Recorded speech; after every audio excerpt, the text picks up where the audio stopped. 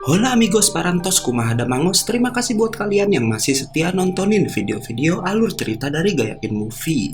Dan di video kali ini kita akan melanjutkan part ketiga dari serial Akame ga Kill. Oke, sebelum mulai harap cek dulu kotak kalian. Kalau sekarat bisa numpang fit tetangga. Bruh.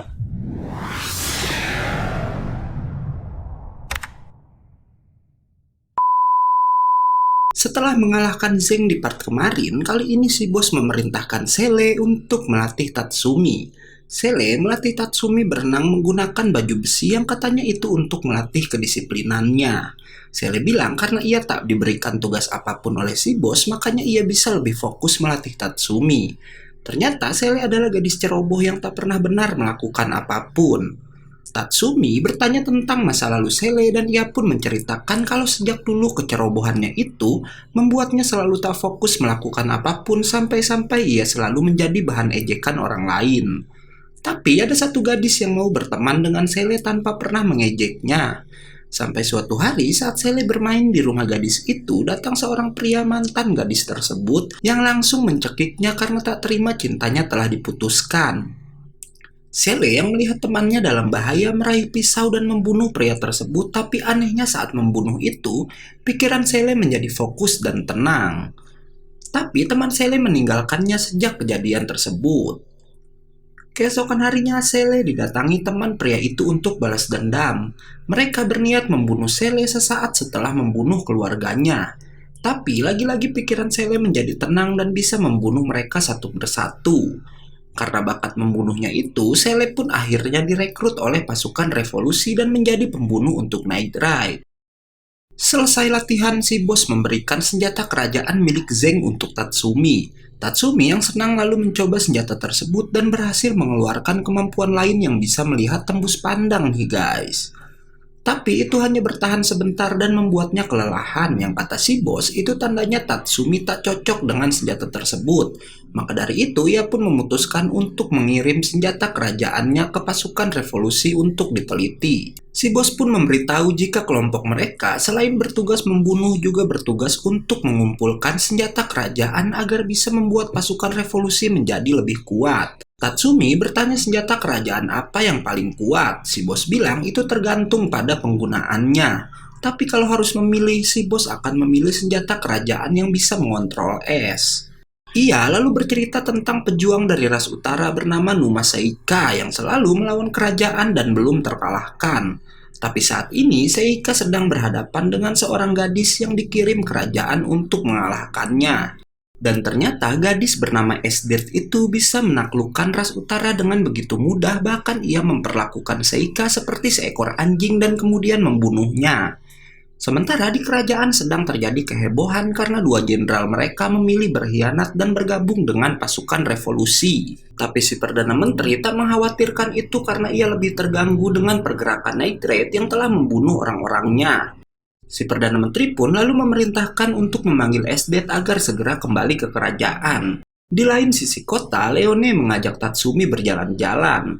Leone sangat terkenal di kalangan pedagang, tapi tak hanya itu karena kemudian datang gerombolan pria yang bermaksud menagih hutang padanya membuat Leone dan Tatsumi melarikan diri.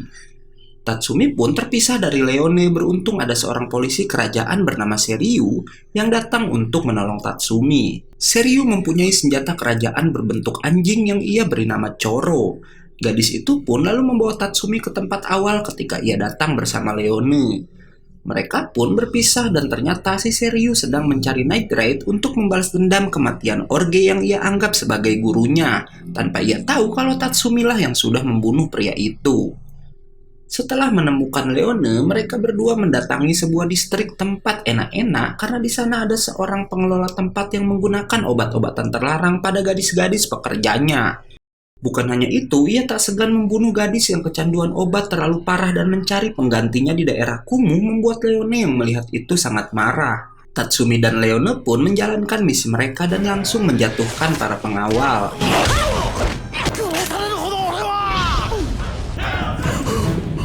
Setelahnya, Leone hanya dengan satu pukulan bisa membunuh bos di tempat itu. Saat misi selesai, Tatsumi bertanya bagaimana nasib semua gadis yang sudah kecanduan obat di tempat tadi. Dan Leone menjawab kalau ia punya kenalan seorang pensiunan dokter di daerah kumuh yang pasti mau membantu menyembuhkan para gadis itu.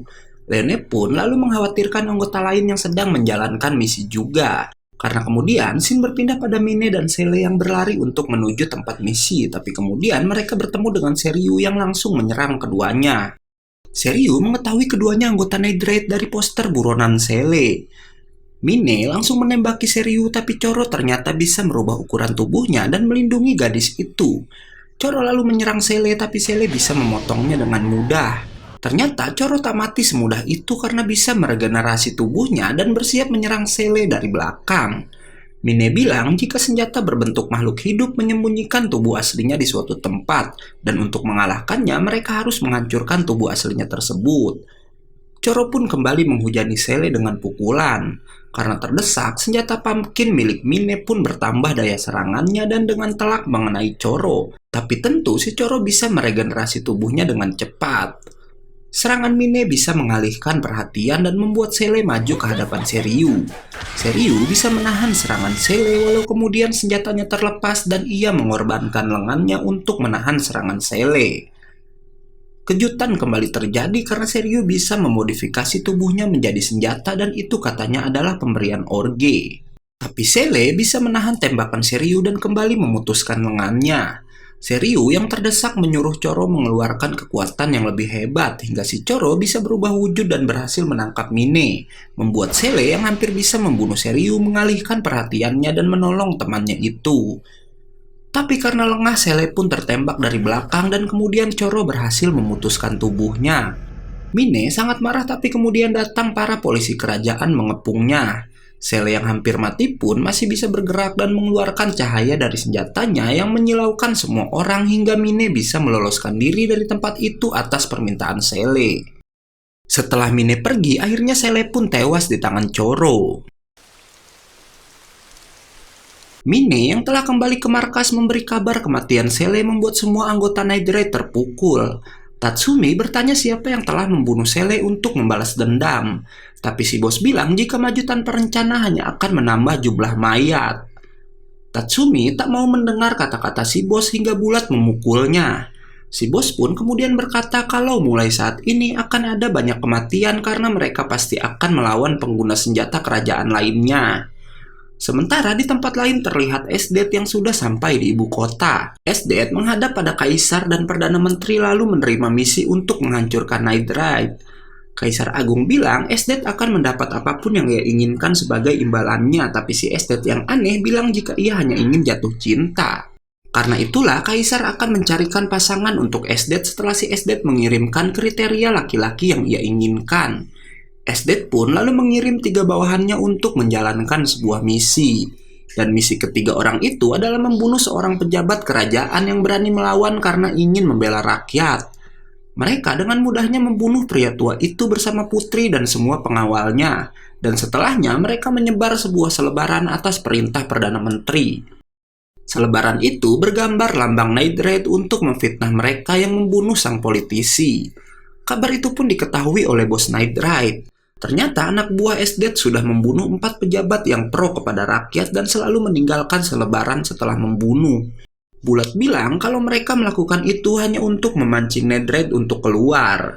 Di samping itu, karena yang dibunuh para pejabat baik yang berguna untuk kerajaan baru, si bos pun membagi 2 tim untuk menjaga pejabat lainnya. Akame pergi bersama Lubok dan Tatsumi berpasangan dengan Bulat, sedangkan Leone ditugaskan untuk memata-matai Esdet. Tatsumi dan Bulat bertugas menjaga sang pejabat di sebuah kapal besar, sedangkan Akame dan Lubok menjaga di sebuah desa. Tatsumi berhasil naik ke kapal berkat armor Inkoshiro milik Bulat yang bisa membuatnya tak terlihat. Tatsumi kagum pada armor yang katanya sudah menemani Bulat bertarung sejak lama. Bulat pun menceritakan masa lalunya di mana saat itu jenderalnya yang adalah atasan Bulat sewaktu di pasukan kerajaan dihukum oleh Perdana Menteri hanya karena sang jenderal tak mau menerima suap. Sang jenderal pun dihukum membuat Bulat marah dan dianggap seorang kriminal juga. Beruntung ia bisa melarikan diri dengan armor Inkoshiro-nya. Berpindah pada Leone yang memata-matai Esdet, ia sangat ingin membunuh Esdet yang saat itu tanpa penjagaan. Tapi nalurinya mengatakan kalau Leone harus mundur. Bener aja karena ternyata Esdet sengaja sendirian untuk menjebak Leone dan lagi ia udah merasakan aura dari si pembunuh wanita. Si Tatsumi yang melanjutkan misinya mendengar suara seseorang memainkan seruling, yang ternyata itu adalah ulah anak buah Esdet yang bisa membuat orang yang mendengar serulingnya tak sadarkan diri. Tatsumi yang masih bisa berdiri ditemui salah satunya yang bernama Daidara. Pria ini sangat gila bertarung sampai-sampai memberikan Tatsumi pedang buat ngelawannya. Tatsumi langsung menyerang dan si Daidara pun mengeluarkan senjata kerajaannya yang berupa dua buah kampak bernama Belvac yang mempunyai kemampuan layaknya sebuah bumerang. Bulat lalu datang ke sana dan bilang ia yang akan melawan Daidara. Setelah Bulat mengaktifkan armornya, tiba-tiba dua anak buah Esdet lainnya datang dan menyerang Bulat dari belakang. Tapi ternyata Bulat sangat kuat karena bisa memukul mundur keduanya, dan setelahnya membelah tubuh Daidara. Tatsumi sangat mengagumi kekuatan Bulat, tapi salah satu anak buah Esdet kembali bangkit dan terlihat mengenal Bulat. Tanpa diduga, ternyata pria itu adalah sang jenderal yang tadi Bulat ceritakan, lalu part 3 pun selesai. Oke, karena videonya udah habis, gue Ega undur-undur dan gak yakin movie, pamit.